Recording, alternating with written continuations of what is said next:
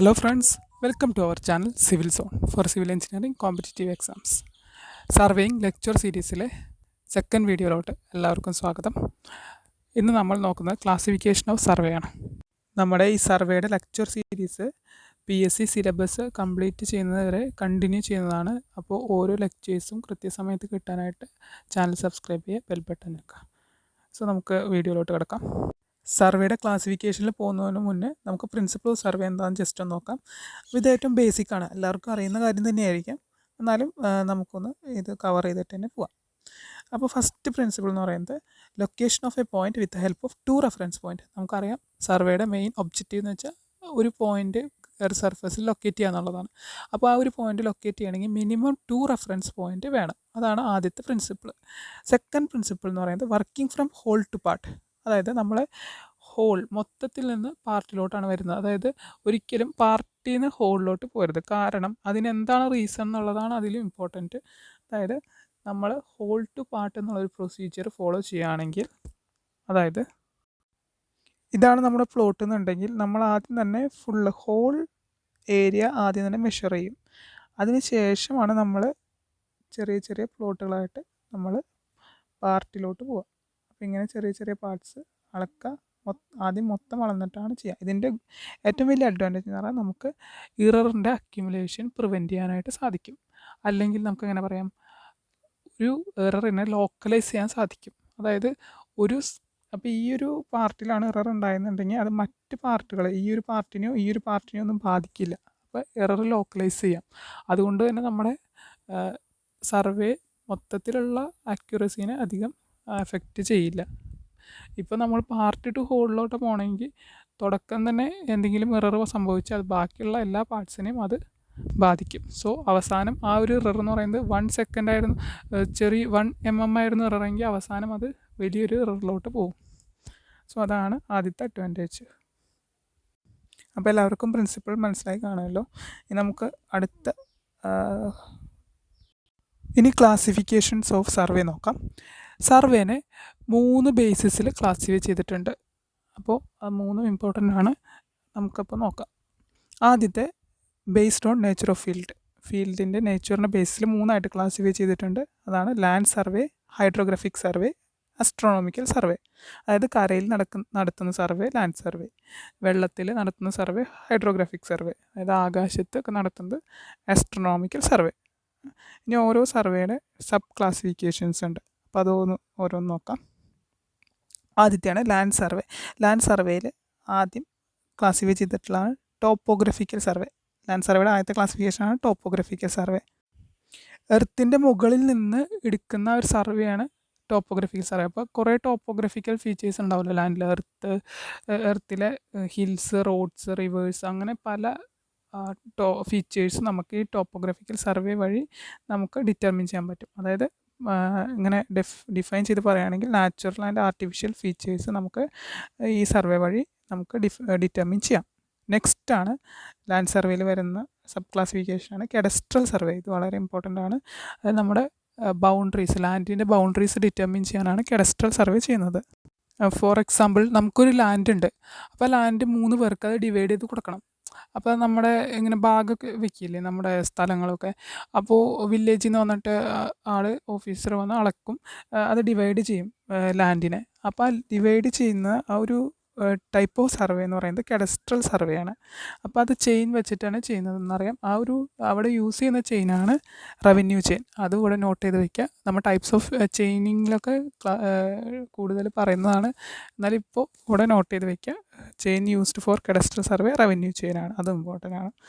So next type of land survey ഈ city survey. City survey പേര് പോലെ തന്നെ, അതായത് സിറ്റീൻ്റെ ഡെവലപ്മെൻറ്റായിട്ട് അല്ലെങ്കിൽ ടൗണിൻ്റെ ഡെവലപ്മെൻറ്റിൻ്റെ ഭാഗമായിട്ട് കൺസ്ട്രക്ട് ചെയ്യുന്ന സ്ട്രീറ്റ്സ്, വാട്ടർ സപ്ലൈ സിസ്റ്റം, അതിൻ്റെയൊക്കെ കൺസ്ട്രക്ട് ചെയ്യാൻ വേണ്ടി നടത്തുന്ന സർവേയാണ് സിറ്റി സർവേ എന്ന് പറയുന്നത്. അപ്പോൾ അതിൽ കീവേഡ് എന്ന് പറയുന്നതാണ് ഈ ടൗൺ പ്ലാനിങ്. ഇപ്പോൾ റെഡ് കളേർഡ് മാർക്കിൽ എഴുതിക്കുന്നതാണ് അവിടെ ഓരോന്നിലും കീ പോയിൻറ്റ്സ്. അപ്പോൾ നമ്മൾ ഈ വലിയ വലിയ ഡെഫിനേഷൻസ് ആയിട്ട് പഠിക്കുന്നതുകൊണ്ട് അർത്ഥമില്ല. PSC പോയിൻ്റ് ഓഫ് വ്യൂവിൽ നമുക്ക് ആ ഒരു കീ പോയിൻ്റ് മനസ്സിലുണ്ടെങ്കിൽ അപ്പോൾ നമുക്ക് ആ ക്വസ്റ്റ്യനിൽ ആ ഒരു പോയിൻ്റ് മാച്ച് ചെയ്ത് കണ്ടിട്ടുണ്ടെങ്കിൽ നമുക്കപ്പോൾ ആൻസർ സിമ്പിളായിട്ട് ചെയ്യാൻ പറ്റും. അപ്പോൾ അങ്ങനെ പഠിക്കുക എന്തായിരിക്കും കൂടുതൽ നല്ലത്. സോ നെക്സ്റ്റ് നേച്ചർ ഓഫ് ഫീൽഡിലെ ക്ലാസിഫിക്കേഷൻ ആയിരുന്നു ഹൈഡ്രോഗ്രാഫിക് സർവേ. അത് പ്രത്യേകിച്ചൊന്നും പറയേണ്ടിയിരിക്കുന്നു എനിക്ക് തോന്നാനുള്ള കാരണം പേരിൽ തന്നെ ഉണ്ടല്ലോ. അതായത് വാട്ടർ ബോഡീസ് റിലേറ്റ് ചെയ്തിട്ടുള്ള സർവേയാണ് ഹൈഡ്രോഗ്രാഫിക് സർവേ. അതായത് ഫോർ എക്സാമ്പിൾ ഓഷ്യൻ്റെ ഡെപ്ത് അളക്കാനൊക്കെ വേണ്ടിയിട്ട് നമ്മൾ ഹൈഡ്രോഗ്രാഫിക് സർവേ ഉപയോഗിക്കും. അതിന് പറയുന്ന മറ്റ് പേരുകൾ എന്ന് പറയുന്നത് നാവിഗേഷൻ സർവേ, മറൈൻ സർവേ എന്നൊക്കെ പറഞ്ഞാൽ ഹൈഡ്രോഗ്രാഫിക് സർവേയുടെ മറ്റ് പേരുകളാണ്. നെക്സ്റ്റ് ആസ്ട്രോണമിക്കൽ സർവേ, അതായത് ആകാശത്ത് നടത്തുന്നതെന്ന് പറഞ്ഞല്ലോ, അതായത് ഹെവൻലി ബോഡീസിൻ്റെ ഡീൽ ചെയ്തുകൊണ്ടുള്ള സർവേയാണ്. അതിന് വേണ്ടിയിട്ടാണ് ആസ്ട്രോണമിക്കൽ സർവേ. നെക്സ്റ്റ് ക്ലാസിഫിക്കേഷനാണ്, ടൈപ്പ് ഓഫ് ക്ലാസിഫിക്കേഷനാണ് based on object of survey അല്ലെങ്കിൽ പർപ്പസ് ഓഫ് സർവേ. എന്താ സർവേയുടെ പർപ്പസിനനുസരിച്ച് ക്ലാസിഫൈ ചെയ്തിരിക്കുന്നതാണ് engineering survey, military survey, mine survey, geological survey, archaeological survey. ഇനി ഇതിൽ ഓരോന്നും എന്താണെന്ന് നമുക്ക് നോക്കാം. മിക്കതിലും പേരിൽ തന്നെ ഉണ്ട് എന്താണ് അതിൻ്റെ പർപ്പസ് എന്നുള്ളത്. ഫസ്റ്റ് എൻജിനീയറിംഗ് സർവേ, അതിൻ്റെ പർപ്പസ് എന്ന് പറയുന്നത് മെയിൻലി അതായത് എൻജിനീയറിംഗ് വർക്ക്സിനുള്ള ഡാറ്റ കളക്ട് ചെയ്യാൻ, അതായത് road, railway, reservoir, water supply system, dams, അതിൻ്റെയൊക്കെ ഡിസൈനും കൺസ്ട്രക്ഷനൊക്കെ ഉള്ള സർവേയാണ് എന്താ engineering survey. Next military survey. Military survey എന്ന് പറയുന്നത് പോയിൻ്റ് ഓഫ് സ്ട്രാറ്റജിക് ഇമ്പോർട്ടൻസ് ഒക്കെ ഡിറ്റർമിൻ ചെയ്യാനാണ്, മിലിറ്ററി പർപ്പസിന് വേണ്ടിയിട്ടാണ്. അതായത് തന്ത്രപ്രധാനമായിട്ടുള്ള ആ ഒരു പോയിൻറ്റ്സ് കാര്യങ്ങളൊക്കെ ഡിറ്റർമിൻ ചെയ്യുന്നത് മിലിറ്ററി സർവേ എന്നുള്ള പ്രോസസ്സിലാണ്.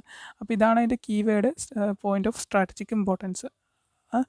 അത് ക്വസ്റ്റ്യനിലുണ്ടാവും എന്തൊക്കെയായാലും. അപ്പോൾ അത് കണ്ട് നമുക്ക് അപ്പോൾ തന്നെ മിലിറ്ററി സർവേ എന്ന് മനസ്സിലാക്കാം. നെക്സ്റ്റ് മൈൻ സർവേ, പേരിൽ തന്നെ ഉണ്ടല്ലോ, മൈൻസ് മിനറൽസ് ഒക്കെ എക്സ്പ്ലോർ ചെയ്യാൻ വേണ്ടിയിട്ട് ചെയ്യുന്ന സർവേ, മിനറൽ സർവേ.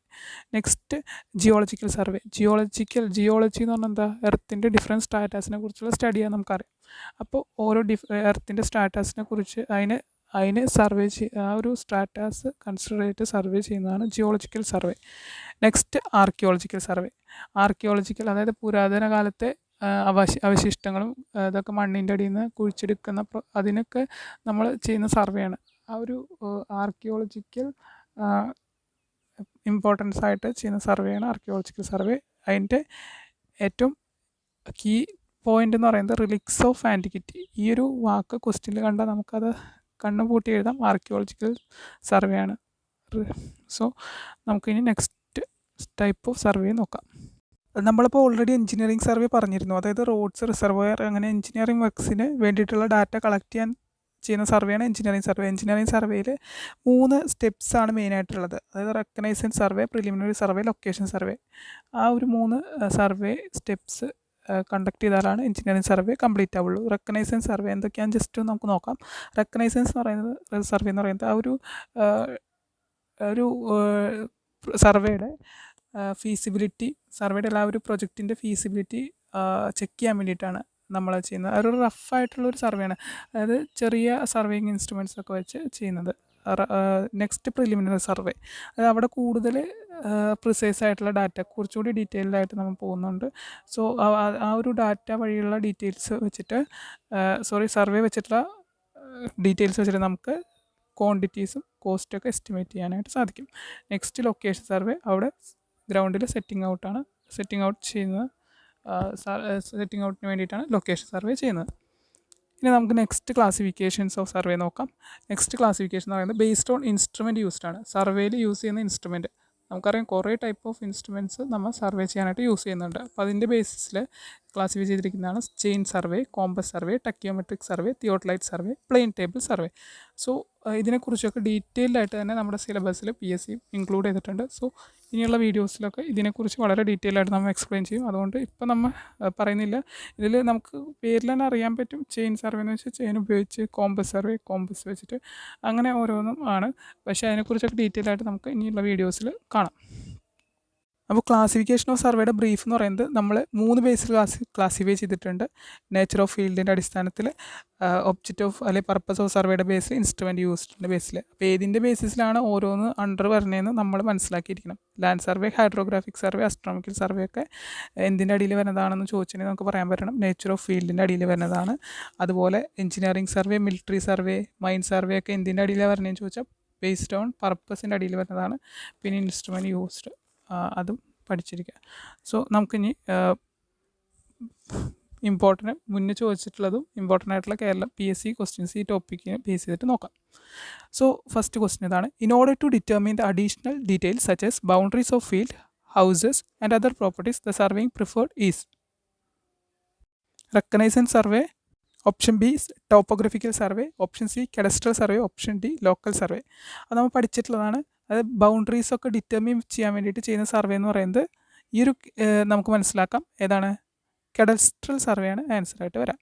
സോ നമ്മൾ പറഞ്ഞതാണ് വസ്തു കളം ചിട്ടപ്പെടുത്താൻ അതിൻ്റെ ബൗണ്ടറീസ് ഒക്കെ ഡിറ്റർമിൻ ചെയ്യുന്ന സർവേ എന്ന് പറയുന്നത് കഡസ്ട്രൽ സർവേ. അപ്പോൾ ഇതാണ് അതിൻ്റെ കീ പോയിന്റ്സ്. ബൗണ്ടറീസ് എന്നൊരു വാക്ക് കണ്ടാൽ നമുക്ക് മനസ്സിലാക്കാം ഏകദേശം കഡസ്ട്രൽ സർവേ ആയിരിക്കാം ആൻസർ എന്ന്.